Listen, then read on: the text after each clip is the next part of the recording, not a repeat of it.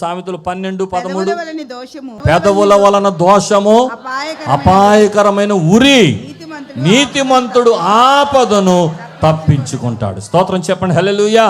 పెదవుల వలన వచ్చే దోషం అంట అపాయకరమైన ఉరి, మరణం. అది నీతిమంతుడు ఆపదలోనికి వెళ్ళడు, ఆపదలో నుండి తప్పించుకుంటాడు. స్తోత్రం చెప్పండి హల్లెలూయా. అందుకనే ఇంగ్లీష్లో మంచి పదం దొరికింది నాకు, చెప్పండి. Speech is silver but silence is gold. ఎంత నిదానంగా ఉంటే, ఎంత మౌనంగా ఉంటే అంత బంగారం లాంటి వాడు అంటారు మనల్ని. స్తోత్రం చెప్పండి. అలా మారిపోదుగాక. యేసు వంటి మనసు మనకు వచ్చునుగాక. అయితే ఎలా ఉండాలి మన మాటలు? ఎలాంటి మాటలు మనం మాట్లాడాలి? వాక్య ప్రకారం మన నోటి మాట ఎలాగ ఉండాలో కొన్ని వాక్యాలు చూద్దాం. ఎఫెసీ పత్రిక 4:29 వినువారికి మేలు కలుగునట్లు అనండి మాట. మన మాట అవతలోడికి ఏం కలగాలంట? మేలు కలుగునట్లుగా, అవసరమును బట్టి క్షేమాభివృద్ధికరమైన అనుకూల వచనమే పలుకుడి గాని దుర్భాష అయినను మీ నోట. అది స్తోత్రం చెప్పండి. నువ్వు ఒక్క మాట మాట్లాడితే వినేవాడికి ఏం కలగాలి? మేలు కలగాలి. మేలు కలిగే మాటలు మన నోట నుండి రావాలి. నిజమేనండి. ఒక మాట అవతల వ్యక్తిని బలపరుస్తుంది, ఒక మాట అవతల వ్యక్తిని కృంగ తీసేస్తుంది. మన నోటి మాటలు ఎలా ఉండాలట? అనుకూల వచనం అనండి. అనుకూల వచనం. వారికి అనుకూలంగా మాట్లాడాలి, వారికి మేలు కలగాలి, వారికి మంచి జరగాలి. అలాంటి మాటలు మాట్లాడాలి. కొంతమంది వస్తారు, ఎవరైనా హాస్పిటల్లో ఉన్నారనుకోండి, ఏంటండి ఇలాగ అయిపోయారు, అసలు వీళ్ళ యాక్షన్కి అడిగ్గా చచ్చిపోతాడు త్వరగా. అలా మాట్లాడతారనమాట. ఏంటి పోయిన వారం కనపడ్డారు, చక్కగా పుష్టిగా ఉన్నారు, ఇంత సన్నగా అయిపోయారేంటి, డాక్టర్లు ఏమన్నారు, బాగా సీరియసా మీరు అని అడుగుతారు. వీళ్ళు బాగా సీరియస్గా ఉన్నారు, చచ్చిపోతారా? ఒక హాస్పిటల్కి వెళ్ళినప్పుడు పేషెంట్ను రక్షించగలిగింది మన మాట.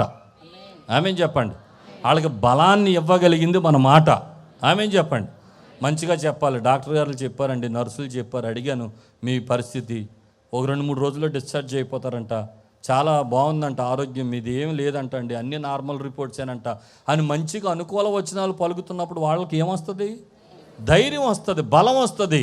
మన నోటి మాట అవతలోడికి మేలు కలిగించేదిగా ఉండాలి కానీ, బలం కలిగించేదిగా ఉండాలి కానీ, వాళ్ళని నిరాశపరిచేదిగా, వాళ్ళని కృంగదీసేదిగా మన నోటి మాటలు ఉండడానికి వీలు లేదు.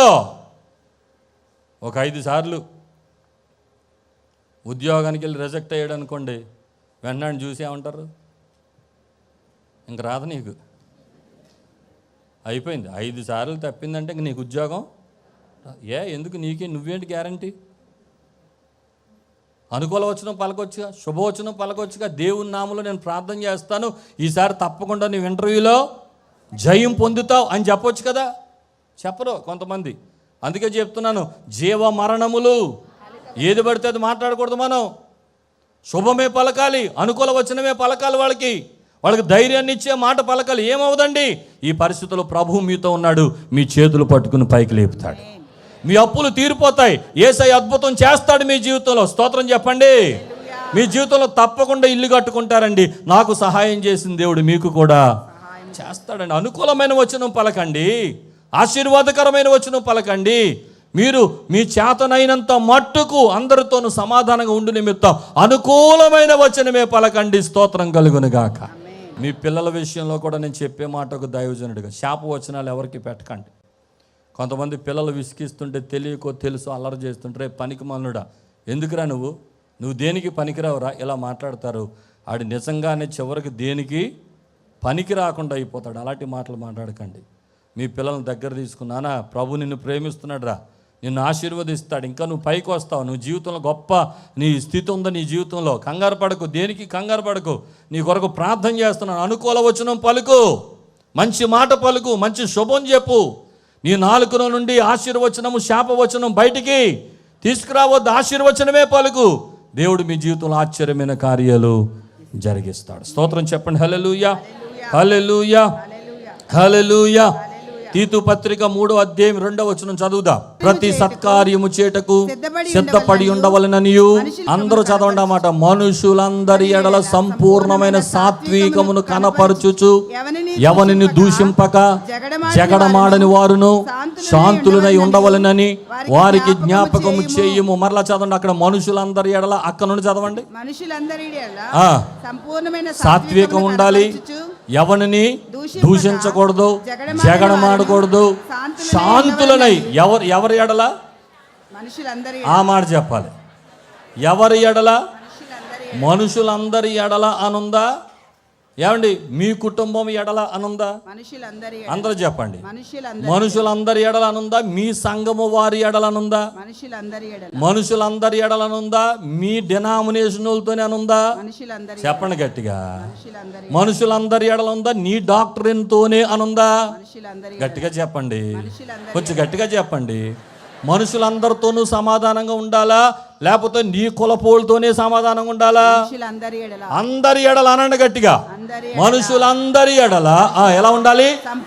సంపూర్ణమైన సాత్వికం ఉండాలి, ఎవరిని దూషించకూడదు, ఎవరితోనూ జగడాలు గొడవలు పడకూడదు, శాంతులునై ఉండవలెనని వారికి జ్ఞాపకం చేయి. స్తోత్రం చెప్పండి, గట్టిగా చెప్పండి. ఈ రోజుల్లో ఎవరిని ఎంత తిడితే అంత హీరో. కొంతమందికి ఉన్న ఆలోచన అది. ఒకడి మీద దూషణ మాటలు పలికి వాడిని ఎక్కడో చోట చెడ్డ చేస్తే ఈడంత హీరో ఇంకొకడు ఉండడనమాట. వాక్యం తెలిసిన వారిగా ఉంటారు, వాక్యాలు ఎత్తుపడతారు, వాక్యంలోనే చాలా సంగతులు గ్రహించకుండా పాపం చేస్తున్నవారు చాలామంది ఉన్నారు. ఏమండి, దేవుని వాక్య ప్రకారం నీవు ఒకడికి తీర్పు తీర్చేటప్పుడు, నీవు ఒకడి గురించి మాట్లాడే ముందు నీ జీవితం ఎలాగుందో, నీ కుటుంబం ఎలాగుందో, నువ్వు ఎలాగున్నావో, నీ పరిస్థితులు ఎలాగున్నాయో అది జ్ఞాపకం చేసుకోకుండా ఎప్పుడు కూడా మాట్లాడకూడదు. అందరితోనూ సమాధానం చెప్పండి. సఖ్యమైనంత మట్టుకు మనుషులందరి ఎడల సంపూర్ణమైన సాత్వికాన్ని కనపరచాలి. స్తోత్రం కలుగును గాక. ఎవరిని చెప్పండి, మన నోరు ఎవరిని గట్టిగా చెప్పండి. ఎవరిని అనుందా, లేకపోతే కొంతమందిని అనుందా? ఎవరిని దూషించొద్దండి, ఎవరిని దూషించొద్దు. దయచేసి ప్రభు పేరట మన సంఘానికి నేను నేర్పించే మాట ఏంటంటే, మీ నోటితో ఎవరిని దూషించొద్దు, దూషించొద్దు, ఎవరిని దూషించొద్దు. సఖ్యమైతే అందరిని ప్రేమించండి, అందరిని ప్రేమించండి. పాపులను కూడా ప్రేమించమంటారు, వాళ్ళనే ముఖ్యంగా ప్రేమించండి. స్తోత్రం చెప్పండి. ఆడు పాపం చేస్తాడంటే, ఆడు చెడుగులో ఉన్నాడు, ప్రేమించు, ప్రేమించు. ద్వేషిస్తే వాడు నీ దగ్గరికి రాడు. వాడు నీ దగ్గరకు రాకపోతే నువ్వు వాడికి మంచి పాఠం నేర్పించలేవు. పాపాన్ని ప్రేమించొద్దు, పాపిని ప్రేమించు. స్తోత్రం కలుగును గాక. పాపిని నువ్వు ప్రేమిస్తే నీ ద్వారా అతడు ఏదో ఒక రోజు మంచి మార్గంలో నడిచే అవకాశాలు ఉంటాయి. స్తోత్రం. హల్లెలూయా. గట్టిగా చెప్పండి హల్లెలూయా. ఆ మాటకు వస్తే యేసు ప్రభు పాపుల్ని ద్వేషించలేదు, పాపుల్ని ద్వేషించలేదు. ఎవరిని ద్వేషించాడు? పాపాన్ని ద్వేషించాడు. ఏమండి, రాళ్ళతో కొట్టి చంపేస్తున్న స్త్రీని, ఏ పనికి మాలిదానా, పాపం చేస్తావా, నేను కూడా రాయేసి కొట్టేస్తాను అన్నాడా? పాపాన్ని క్షమించి ఇక మీదట పాపం చేయొద్దని చెప్పాడు. స్తోత్రం చెప్పండి, గట్టిగా చెప్పండి. సమరయ స్త్రీతే పనికి మాలిదానా, నీకు 5 ఉన్నారు, ఏ ముఖం వేసుకుని వచ్చి కూర్చున్నావు ఈ బావి దగ్గర, అవతలకి వెళ్ళావు అన్నాడా? అనలేదండి. ప్రేమతో పాపిని రక్షించాడు. స్తోత్రం కలుగును గాక.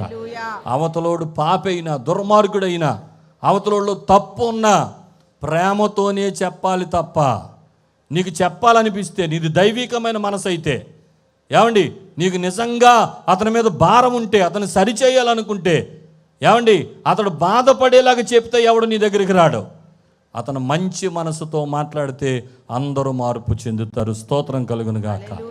ప్రభువుకు కలిగిన ఈ మనసు మనం కూడా కలిగి ఉండాలి. ఆమేన్ చెప్పండి. ప్రేమతో చెప్పడానికి, విమర్శ చేయడానికి చాలా తేడా ఉంటుంది. విమర్శ చేయకూడదు, సద్విమర్శ చేయొచ్చు. చెప్పండి, ఏ విమర్శ అనండి గట్టిగా. సద్విమర్శకి విమర్శకి తేడా తెలియదు కొంతమందికి. విమర్శ అంటే ఏళ్ళు పరిశుద్ధుల్లాగా, అవతలోళ్ళు పాపుల్లాగా కొంతమంది అలాంటి విమర్శలు చేస్తారు. అది విమర్శ. అది సద్విమర్శ అంటే మంచితో కూడిన విమర్శ, వాళ్ళు నేర్చుకుంటానికి చేసే విమర్శ. అది ఎలా చేయాలి? పర్సనల్గా కలవాలి వ్యక్తిని, 10 మందిలో చెప్పడం కాదు. పర్సనల్గా కలుసుకోవాలి వ్యక్తిని. పర్సనల్గా ఏదైనా ఒక విషయాన్ని గురించి నువ్వు మాట్లాడేటప్పుడు పర్సనల్గా మనిషి దగ్గరకు వచ్చి ప్రేమతో మాట్లాడి కూర్చుని, అయ్యా దేవుడు నాకు ఇది ప్రేరేపించాడు, పరిశుద్ధాత్మ నాకు ఇది చెప్పాడు, నీ జీవితంలో ఇది సరిచేసుకోవాల్సిన అవసరం ఉందని ప్రభువు మాట్లాడుతున్నాడు అని పర్సనల్గా వచ్చి కలిసి చెప్పాలి తప్ప ఫేస్బుక్లోను యూట్యూబ్లోను పెడితే అసలు నీది పవిత్రమైన జీవితం కాదు. స్తోత్రం చెప్పండి. కనుక ఏదైనా సరే నేను చెప్పేది ఏంటంటే 10 మందిలో అల్లరి చేసేవాడు విమర్శకుడు. విమర్శించొద్దు, తీర్పు తీర్చొద్దు, నువ్వు తీర్పు తీర్చబడతావు అని బైబిల్ ఖచ్చితంగా చెప్తోంది. అందుకని మన నోటి మాట అవతల వాడిని దూషించేదిగా ఉండకూడదు. మన నోటి మాట చేత అనేకులను ప్రభు వైపుకు నడిపించేదిగా మన నోటి మాట ఉండాలి. హల్లెలూయా చెప్పండి, హల్లెలూయా గట్టిగా చెప్పండి, హల్లెలూయా ఇంకా గట్టిగా చెప్పండి, హల్లెలూయా. కనుక ఎలాంటి ఆలోచనలో ఉంటున్నావు? దైవికమైన ఆలోచనలతోనే నీ నోటి మాట సాగుతుందా? సామెతల గ్రంథం 15వ అధ్యాయం 4వ వచనం నుండి ఏమండి ఎలాంటి నాలుక ఆశీర్వదించబడుతుందో కొన్ని మాటలు రాయబడ్డాయి. చూడండి, త్వరగా చదవండి, అందరూ చదివేండా. సాత్వికమైన నాలుక జీవవృక్షము, దానిలో కుటిలత ఉండిన ఎడల ఆత్మకు భంగము కలుగును. ఏ నాలుక ఉండాలి మనకి? సాత్వికమైన నాలుక అనండి మాట. అతను మాట్లాడితే ముత్యాలు రాలిపోతాయరా అంటారు చూడండి కొంతమందిని. అసలు మాట్లాడండి, కొంచెం కూడా మాట్లాడండి. అతను ఏదైనా మాట్లాడతాడని ఎదురు చూస్తానండి. అలాంటి సాత్వికమైన నాలుక ఉండాలి మనకి. స్తోత్రం కలుగును గాక. చెప్పండి హల్లెలూయా, హల్లెలూయా. కొంతమంది భలే మంచి పేరు తెచ్చుకుంటారండి. దేనికి మాట్లాడరు, చాలా సైలెంట్గా ఉంటారు, చాలా సైలెంట్గా ఉంటారు. ఇంట్లో భార్య తిట్టినా మాట్లాడరు, పిల్లలు తిట్టినా మాట్లాడరు, బయట వాళ్ళు తిట్టినా మాట్లాడరు, ఎవరు తిట్టినా మాట్లాడరు. సాత్వికమైన నాలుక, ఆ నాలుకలో ఒక మాట వస్తే అద్భుతాలు జరుగుతాయి. స్తోత్రం చెప్పండి, హల్లెలూయా. అలాంటి నాలుక ఉండాలి మనకి. స్తోత్రం కలుగును గాక. చెప్పండి హల్లెలూయా. ఇంకా రోమాపత్రిక 12వ అధ్యాయం 18-19 వచనాలు చదువుదాం. సఖ్యమైతే మీ చేతనైనంత మట్టుకు అనండి మాట. సఖ్యమైతే అనండి మాట. మీ చేతనైనంత మటుకు అనండి మాట. చేతనైనంత మటుకు అనండి ఒకసారి గట్టిగా.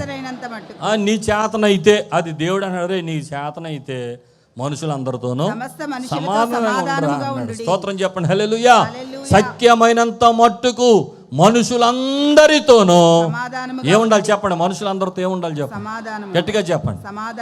కొంతమందికి అసలు మనుషులే ఉండరు, వాళ్ళతో ఎవరు ఉండరు. కారణం ఏంటంటే నోరు పారేసుకుని అందరినీ దూరం చేసేసుకుంటారు, అందరినీ దూరం చేసేసుకుంటారు. ఆడి గురించి మాట్లాడవలసి వస్తే ఒక్కడు కూడా సపోర్ట్ దొరకదు వాళ్ళకి. ఎందుకని? నీకు స్నేహితులు ఎవరు, నీకు సపోర్ట్ ఎవరు, నీ గురించి మాట్లాడేది ఎవరు? మాట్లాడకుండా చేసుకున్నావు, అందరినీ దూరం చేసుకున్నావు. అందుచేత సఖ్యమైతే నీ చేతనైనంత మట్టుకు సమస్త మనుషులతో సమాధానం కూడా. మన మాట సాత్వికముతో కూడిన మాట అయితే అందరూ మనతో సమాధానంగా ఉంటారు. స్తోత్రం కలుగునుగా. చెప్పండి హల్లెలూయా. అందరినీ నోరు పారేసుకుంటే, ఇష్టం వచ్చినట్టు మాట్లాడితే, విమర్శిస్తే ఎవరు నీ దగ్గరికి వస్తారు, ఎవరు నీతో మాట్లాడతారు? నిన్ను చూస్తే పారిపోతారు. బాబు అతను, అమ్మో ఆమె ఎందుకురా బాబు, బుర్ర తినేస్తాడరా, ఏదో ఒకటి అంటారా, నడిచేయండి అవతలకి, పారిపోతారు. అర్థమవుతుందా? అందుకని సఖ్యమైనంత మట్టుకు అందరితోనూ సమాధానం. ఆ తర్వాత వచ్చిన కూడా చదవండి, 19వ వచనం. ప్రియులారా, మీకు మీరే పగ తీర్చుకొనక అనండి మాట. ఎవరికి చోటు ఇవ్వాలంట? దేవుని ఉగ్రతకు చోటు ఇవ్వండి. పగ తీర్చుట నా పని, నేనే ప్రతిఫలం ఇత్తునని ప్రభువు. అంతే. మీకు ఏదైనా కోపం ఉంటే మీరు తీర్చుకోకండి, మీ నోటి మాట సాత్వికంతోనే ఉంచుకోండి. పగ తీర్చుట దేవుని పని. ఆమెన్ చెప్పండి, ఆమెన్. అంతేగాని ముందు ఒకలాగా వెనకాల ఒకలాగా, పైకేమో అబ్బో అద్భుతం అండి, మీరు సూపర్ అండి అని లోపల విమర్శించుకుని లోపల తిట్టుకునేవాడు. చాలా భయంకరమైన పరిస్థితులు ఉంటాయి అలాంటి వాడికి. ఒకసారి 101వ కీర్తన 5వ వచనం చదవండి, భయం వేస్తుంది ఈ మాట. తన పొరుగు వారిని చాటున దూషించు వారిని నేను సంహరించేదను. అహంకార దృష్టి గల వారిని, గర్వించిన హృదయము గల వారిని నేను. ఎంత ఘోరమైన మాట చూడండి అది. తన పొరుగు వారిని చాటున దూషించు కొంచెం గట్టిగా చదువుతారా? తన పొరుగు వారిని చాటున దూషించు వారిని నేను సంహరించెదను. మరి దూషించేవాడికి ఒక టెక్నిక్ ఉంటుంది, మంచి యాక్టర్ల మల్లెళ్ళు. ఎవరండి? యాక్టర్స్ అనండి ఓ మాట. బయటకు చూడగానే అన్నా జ్యోతన్న అసలు ఏలూరులో నీలాంటాడు ఎవరు లేరన్నా, అసలు నువ్వే బా సూపర్ అన్నా, మగోడు అన్నా, అదన్నా ఇదన్నా. నా దగ్గర నుండి పక్కకు దాటగాని ఇంకోటి కనపడిన ఆడంత పనికిమానుడు మన ఏలూరులోనే లేడు. చాటున దూషించేవాడిని సంహరించేస్తాడంట దేవుడు. కఠినమైన మాట. అందుకని ముందో మాట వెనకలో మాట మాట్లాడకూడదు. ఆ వ్యక్తిని ప్రేమించే వ్యక్తివైతే మంచిగా రా, మంచిగా వచ్చి కూర్చోబెట్టు, ప్రేమతో మాట్లాడు.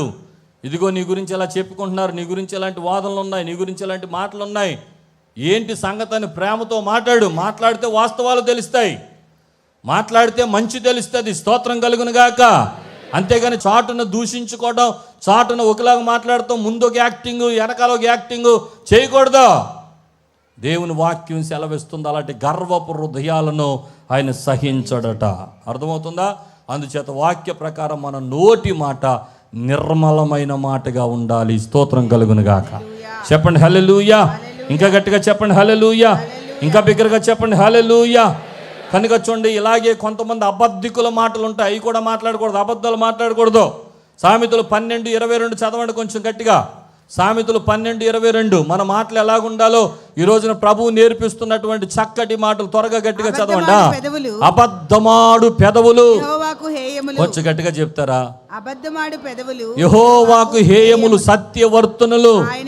మన నోట ఏం రాకూడదు? అబద్ధం రాకూడదు. చెప్పండి గట్టిగా, మన నోట ఏం రాకూడదు?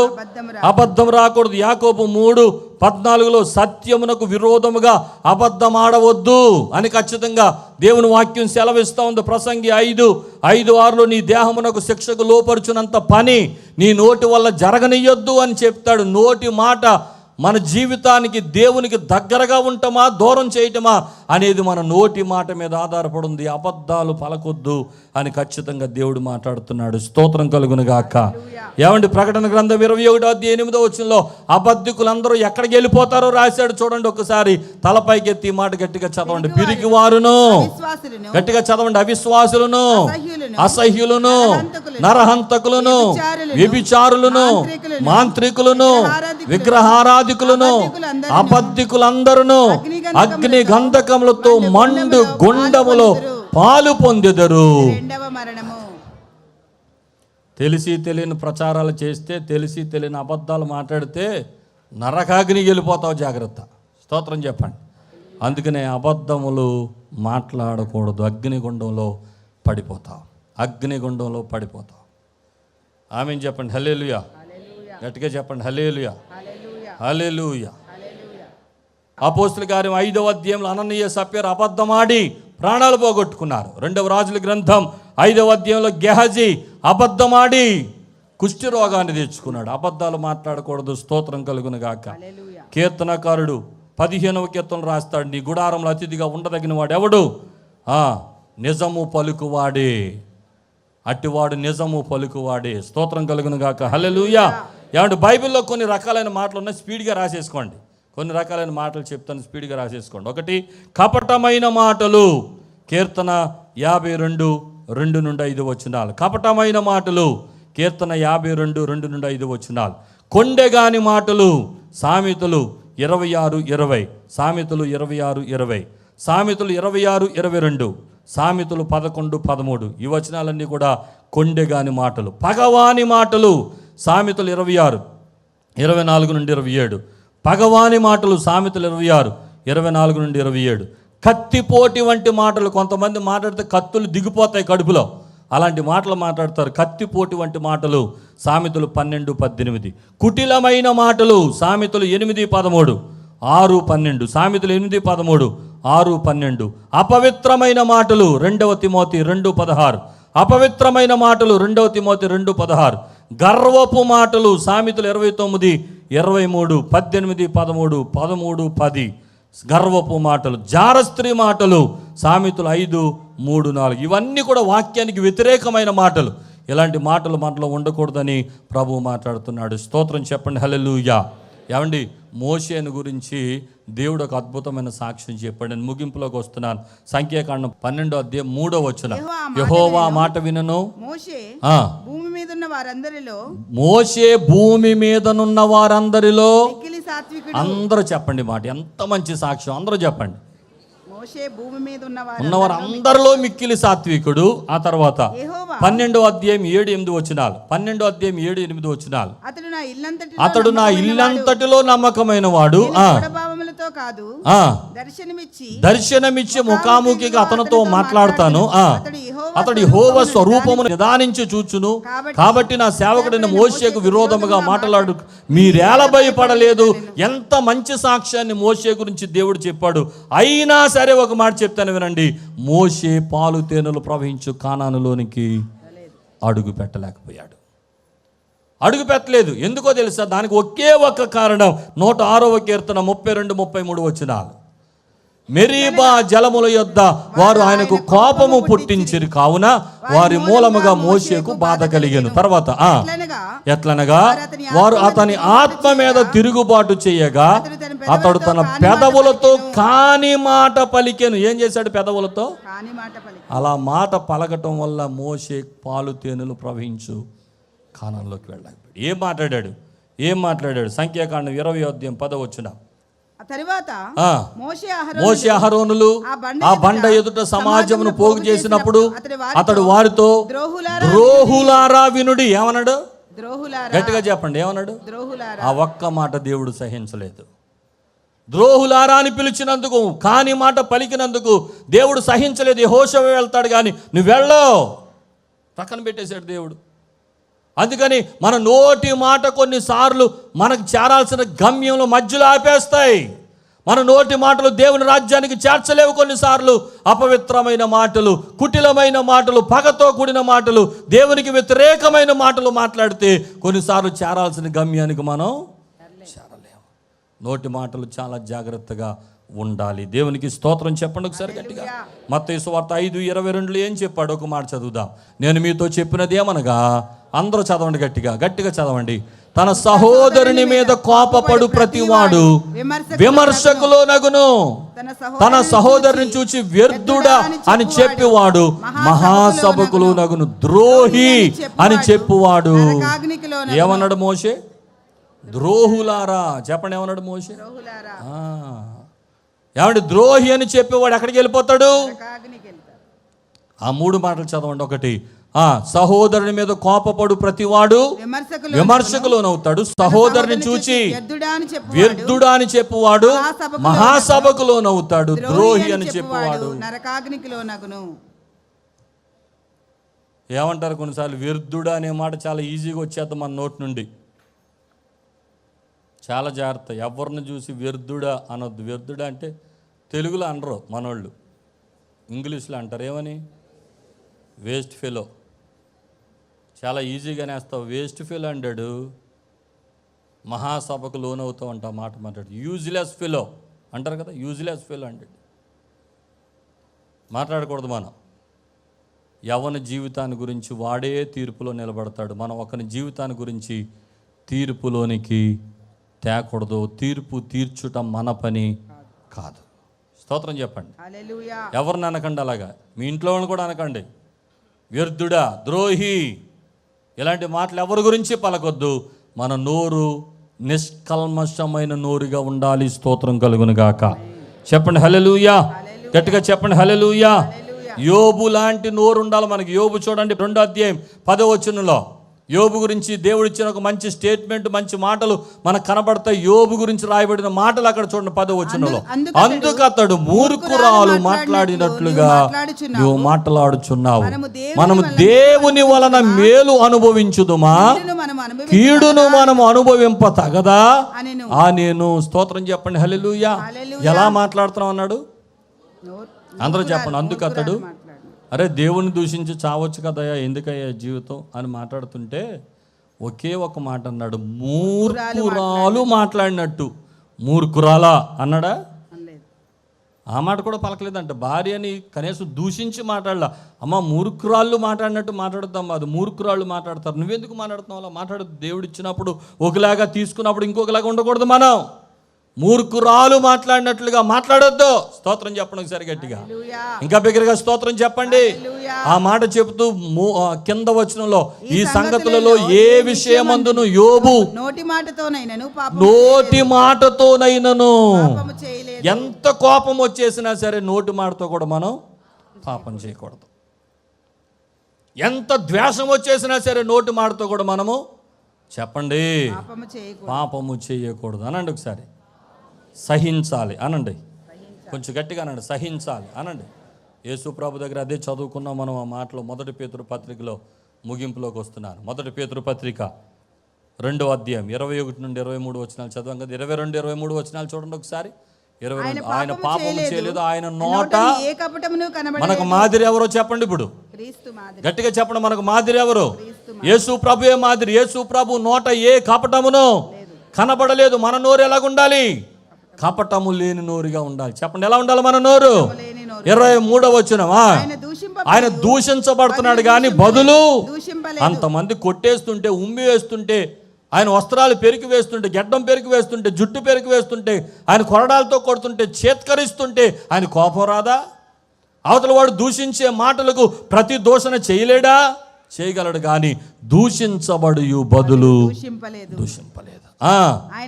ఆయన శ్రమ పెట్టబడి బెదిరించలేదు ఎవరిని. ఏమంటే ఆయనకి అధికారం లేదా? రే నా జోలికి వస్తారా, నా తండ్రితో చెప్పి మిమ్మల్ని అందరం భస్మం చేసేస్తానరా అనొచ్చు కదా.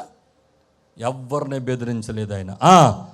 న్యాయముగా తీర్పు తీర్చు దేవునికి తన్ను తాను. చెప్పండి, తీర్పు తీర్చే దేవునికి తన్ను తాను. మరలా చెప్పండి, తీర్పు తీర్చే దేవునికి తన్ను తాను. ఎవరికి అప్పగించుకున్నాడు యేసయ్య? మనకు మాదిరి ఎవరు? మనం ఎవరు అడుగు జాడలు నడవాలి? ఎవరికి అప్పగించాలి మనం? తీర్పు తీర్చే దేవునికి. హల్లెలూయా చెప్పండి, హల్లెలూయా.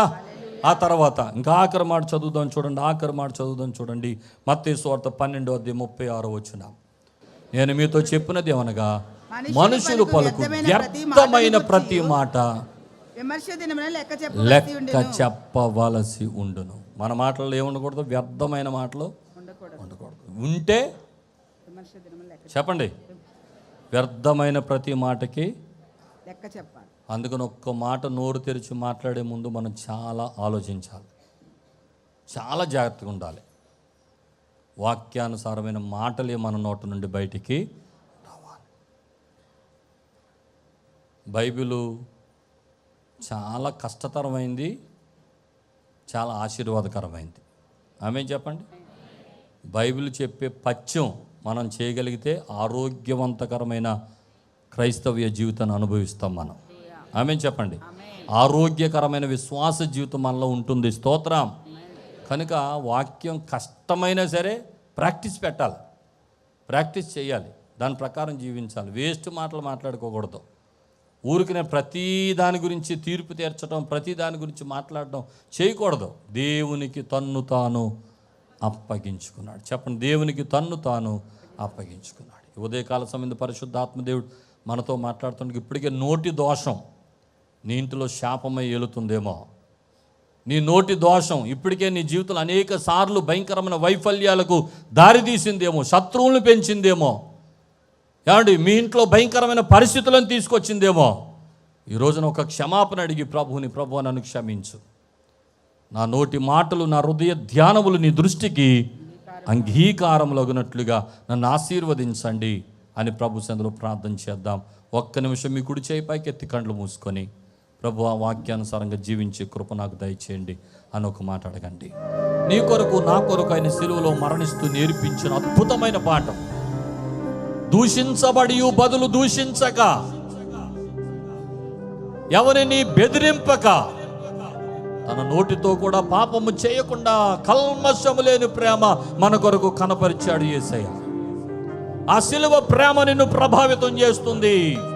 ఈ ఉదయకాల సమయం మందు మన నోటి మాటలు దేవుని దృష్టికి అనుకూలంగా కనపడాలని పరిశుద్ధాత్మ దేవుడు మాట్లాడుతున్నారు. అయ్యా, ఇప్పటికే నోటితో చాలాసార్లు పాపం చేశాను, నా నోట్లో కపటం కనబడుతుంది, నా నోట్లో అనేకులను విమర్శించే తత్వం కనబడుతుంది. ఈ రోజున నా నోటి ద్వారా నేను ఆశీర్వాదం పొందాలి, దేవుని రాజ్యానికి చేర్చబడాలి అని ఆశపడుతున్నాను. నా కొరకు ప్రార్థన చేయండి అన్న వారు మీ కుడి చేయి పైకెత్తి ప్రార్థనలు ఏకీభవించండి. పరిశుద్ధుడా మీకు వందనాలు తండ్రి. ఇంకా ఎక్కడైనా నా పెదవుల ద్వారా, నా నాలుక ద్వారా, నా మాట ద్వారా నేను పాపం చేస్తున్నానేమో దయచేసి నన్ను మన్నించండి. యెషయా పెదవులను కాల్చినట్లుగా మా పెదవులను కాల్చండి. అపవిత్రమైన మాటలు, చెడ్డ మాటలు, నీకు ఇష్టం లేని మాటలు ఏది నేను మాట్లాడకూడదు నాయనా. నన్ను బలపరచండి, మాలో ప్రతి దోషమును మన్నించండి. నీకు ఇష్టమైన పాత్రలుగా మమ్మల్ని చేయండి. నీ కృపగా అప్పగించుకుంటూ మహిమ ఘనత ప్రభావం నీకే ఆరోపించుకుంటూ యేసు అతి శ్రేష్టమైన నామమున వేడుకొని ప్రార్థిస్తున్నామా పరమ తండ్రి, ఆమేన్. మా చిరునామా పాస్టర్ ఎం జ్యోతిరాజు, శాంతినగర్, ఏలూరు 534007, పశ్చిమ గోదావరి జిల్లా, Andhra Pradesh. Our address pastor M Jyothiraju, Shantinagar, Eluru 534007, west Godavari district, Andhra Pradesh. మా ఫోన్ నంబర్లు 8007773333 మరియు 800877774444.